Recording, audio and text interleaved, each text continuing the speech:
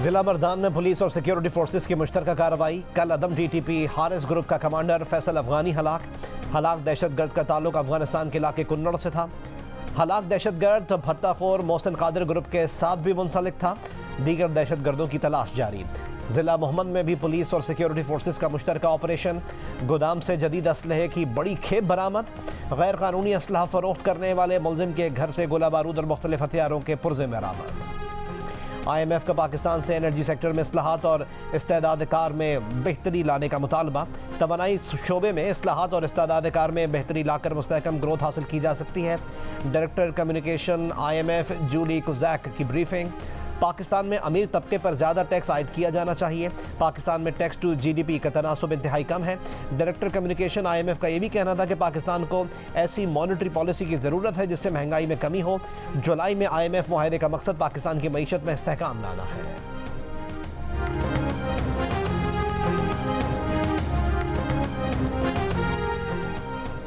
नवाज शरीफ 21 अक्टूबर को वापस आकर गिरफ्तारी समेत तमाम नताइज के लिए तैयार हैं। मुस्लिम लीग नून के सीनियर रहनुमा ख्वाजा मोहम्मद आसिफ की प्रोग्राम कैपिटल टॉक में गुफ्तगू। कहा, नवाज शरीफ ने माजी में भी मुकदमात का सामना किया है, अब भी वो हर तरह के हालात का सामना करने के लिए तैयार हैं। गुजरावाला जलसे से खिताब में राना सनाउल्लाह बोले, पाकिस्तान को बहरान से दोचार करने वाले किरदारों का नाम लें तो कहा जाता है उनका एहतसाब का एजेंडा दोबारा आ गया।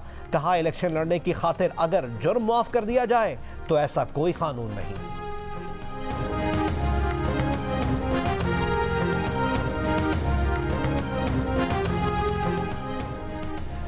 तहरीक इंसाफ का फैजाबाद धरना केस में भी यू टर्न। केस के फैसले पर अमल दरामद का मुतालबा कर दिया। कहा, धरना केस में फैज हमीद के खिलाफ भी कार्रवाई होती है तो हो जाए। PTI इसी फैसले के खिलाफ नजरसानी दरख्वास्त लेकर सुप्रीम कोर्ट गई थी। प्रोग्राम आज शाजिब खानजादा के साथ में बात करते हुए PTI के वकील शुएब शाहीन ने कहा कि धरना नजरसानी केस में PTI के वकील अली जफर थे। वो तो हामिद खान ग्रुप के साथ पहले ही काजी फायज ईसा के फैसले के हक में थे। शुएब शाहीन ने कहा कि PTI हुकूमत में गलतियां हुई जिनका खुमियाजा हम भुगत रहे हैं। क्या नजरसानी की अपील किसी के कहने पर की? शुएब शाहीन का जवाब देने से गुरेज।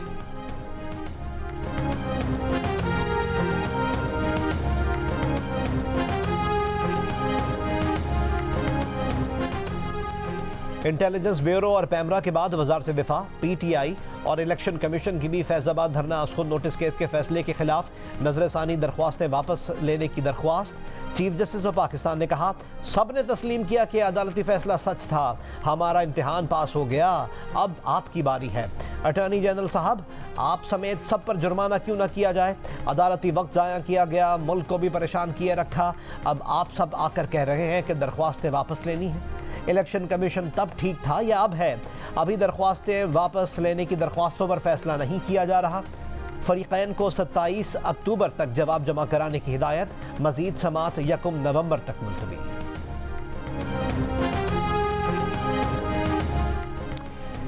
चीफ जस्टिस काजी फायज ईसा ने फैजाबाद धरने के फैसले पर अमल दरामद पर सवालात उठा दिए। कहा, सवाल तो ये उठता है कि फैजाबाद धरना केस के फैसले पर अमल क्यों नहीं हुआ?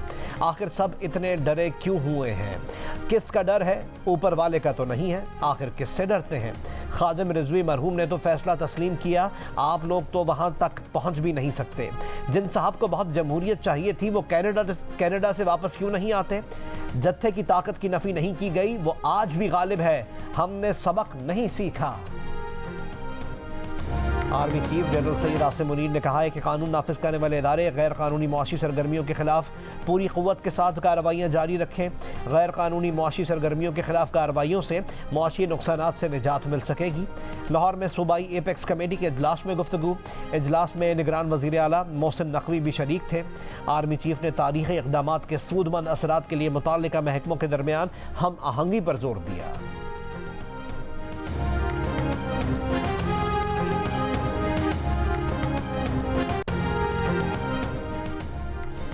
चीन ने सेंसरशिप ऑपरेशन बनाकर पाकिस्तान की इंफॉर्मेशन स्पेस पर कब्जे की कोशिश की।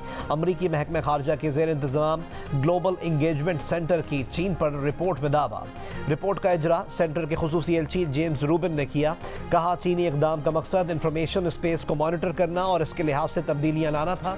दावा किया कि इक़दामात का मकसद अमरीका और इसके इत्तेहादियों की सिक्योरिटी और सलामती को नुकसान पहुँचाना है।